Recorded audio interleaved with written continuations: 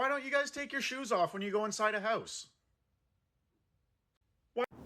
So I actually I saw this on the Squatch's video. I'll tag him in it and link his video in the comments.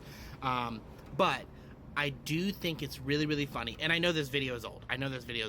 But I do think it's really, really funny because, one, taking your shoes off is strictly, and I want to be very clear here, is strictly a Eastern Asian thing. So it's not typical in India. It's not typical in like Western China. Western China. It's specifically a Korean, Eastern China, and Japanese thing. And in fact, Americans and Canadians brought it over after World War II and the Vietnam War.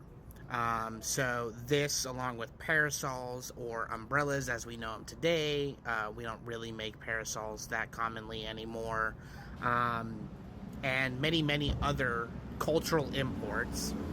America also had a lot of cultural exports. Again, whether we were, in the right or not, being where we were and doing what we were doing, we brought a lot of culture over. And so, at least in the South, it is very common. It is a very big cultural import that we brought over from Japan that we take our shoes off. Up north, I would assume it's probably to do with just temperature differences. At least in the South, you take your shoes off if you have stuff like mud rooms. We're one of the only countries in the world that has specific mud rooms. I would say Canada is probably the other, maybe Russia. Just because, we have such cold climates and stuff like that. You could be muddy and swampy in many places in America. So I would say maybe mudrooms are common there too. But I really wanted to talk on this point because I really, really think that a lot of people, they say, oh, like this is part of our culture. No.